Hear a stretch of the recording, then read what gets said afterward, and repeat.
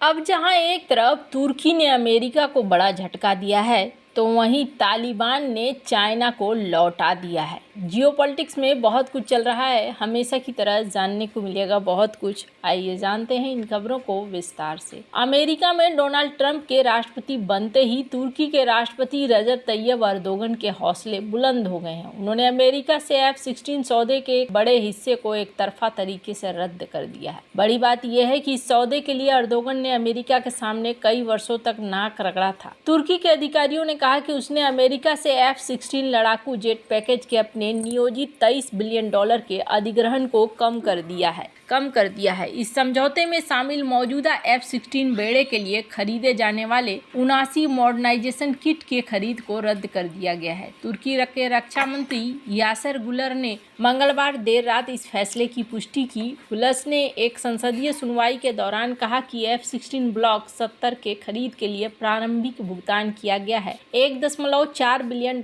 का भुगतान किया गया है। इसके साथ हम 40 F-16 ब्लॉक 70 वाइपर खरीदेंगे और हम 79 आधुनिकीकरण किट खरीदने जा रहे हैं। नाटो सदस्य तुर्की ने इस साल की शुरुआत में एक लंबी प्रक्रिया के बाद अमेरिका से 40 F-16 लड़ाकू जेट, अपने मौजूदा F-16 के लिए 79 आधुनिकीकरण किट खरीदने का सौदा हासिल किया। गुलर ने कहा कि हमने इस 79 को छोड़ दिया है, यही कारण है हमने इसे छोड़ दिया है। हमारी तुर्की एरोस्पेस इंडस्ट्री सुविधाएं अपने दम पर आधुनिकीकरण को अंजाम देने में सक्षम है, इसलिए हमने इसे टाल दिया है। गुलर ने कहा कि 40 नए लॉकहीड मार्टिन F-16 जेट और इनके गोला बारूद की बिक्री से तुर्की को लगभग $7 बिलियन का खर्च आएगा। गुलर ने कहा कि तुर्की अमेरिका के F-35 कार्यक्रम में फिर से शामिल होना चाहता है और 40 नए F-35 जेट खरीदना चाहता है। लेकिन हालांकि अमेरिका ने रूस से S-400 मिसाइल सिस्टम खरीदने के कारण तुर्की को F-35 कार्यक्रम से बाहर कर दिया था और उसकी डिफेंस इंडस्ट्री पर कई प्रतिबंध भी लगाए थे। इसके बाद तुर्की ने अमेरिका को मनाने के लिए रूस से खरीदे गए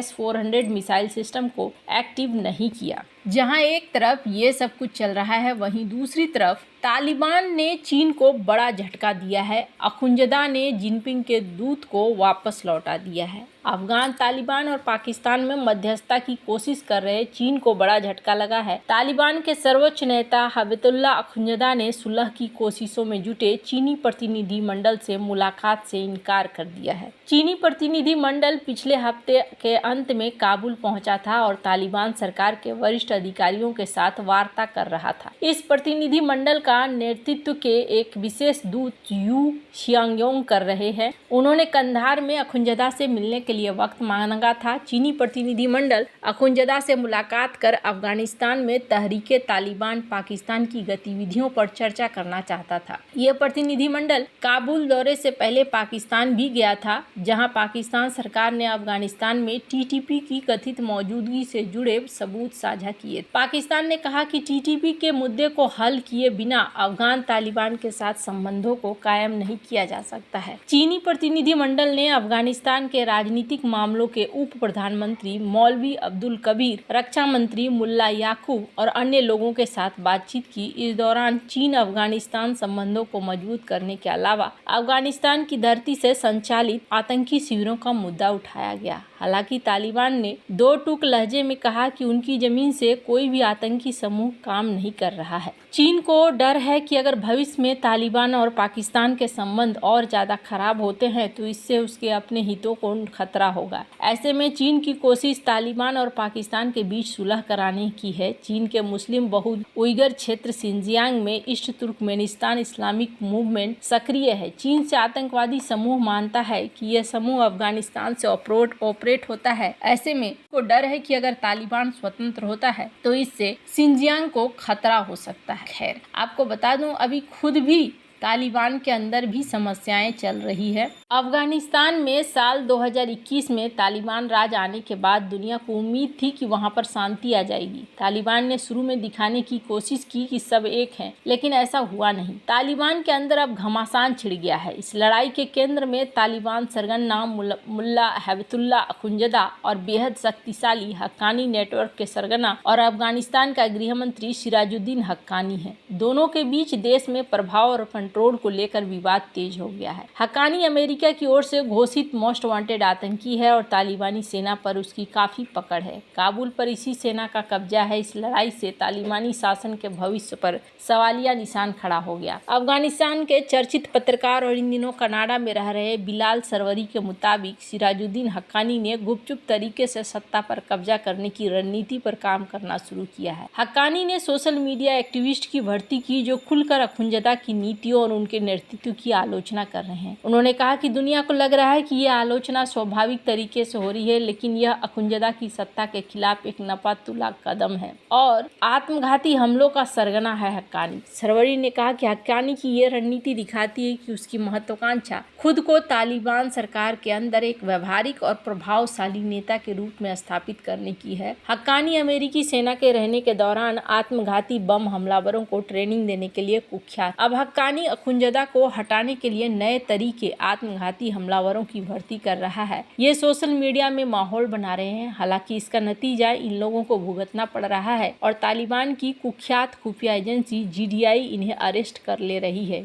GDI खुलकर अखुंजदा को सपोर्ट भी कर रही है। हक्कानी के इन जिहादियों में पूर्व कमांडर तुरलाई हेमत आदि शामिल हैं। इन्हें हाल ही में अरेस्ट करके GDI ने गायब कर दिया है। ये सभी अखुंजदा के एजेंडे को आगे बढ़ा रहे थे। इससे तालिबान के अंदर सत्ता के लिए संघर्ष बढ़ रहा है। बताया जा रहा है कि अखुंजदा ने सेना के अभियान पर कई तरह के प्रतिबंध लगाए हैं ताकि हक्कानी के पर कतरे जा सके। तालिबान में ये रार ऐसे समय पर छिड़ी है जब अफगानिस्तान अंतर्राष्ट्रीय स्तर पर अलग थलग पड़ा हुआ है। साथ ही विरोधी धड़े जैसे कि ISKP के हमले बढ़ते जा रहे हैं। इससे तालिबान की अफगानिस्तान पर पकड़ कमजोर पड़ रही है। इससे पहले हक्कानी बिना अखुंजदा को बताए UAE की यात्रा पर चले गए थे, जिसको लेकर भी विवाद पैदा हो गया था। अखुंजदा ने हक्कानी के कई समर्थकों के पद से हटा भी दिया था। खैर, अब जहां एक तरफ ये सारा सीन देखने को मिल रहा है, वहीं दूसरी तरफ चाइना के लिए एक नहीं बल्कि कई टेंशन खड़े हो रहे हैं। चाइना अफगानिस्तान के रास्ते अपने आप को सुरक्षित करना चाह रहा था, पर यह होता हुआ नहीं दिख रहा है। वहीं पाकिस्तान में भी चीजें उसी तरीके से चल रही है। जो एक चैन बनाने की कोशिश कर रहा था वो भी नहीं हो रहा है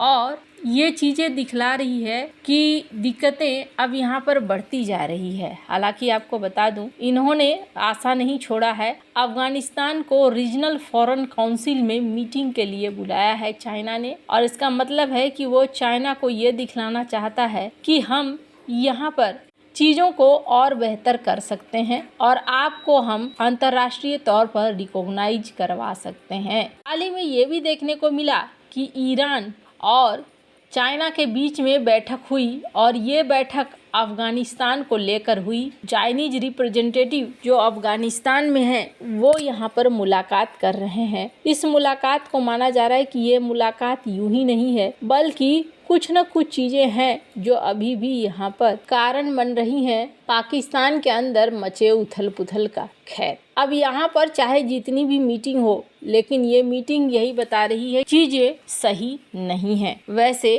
कहा तो ये भी जा रहा है कि पाकिस्तान को छोड़ अफगानिस्तान के रास्ते CPEC को ले जाना चाह रहा है, इसलिए भी ये बातचीत हो रही है। वैसे आपको क्या लगता है, इन सब मामले में आपकी क्या राय है, कमेंट कर जरूर बताएं। जल्द मिलते हैं अगले वीडियो में नई खबर के साथ।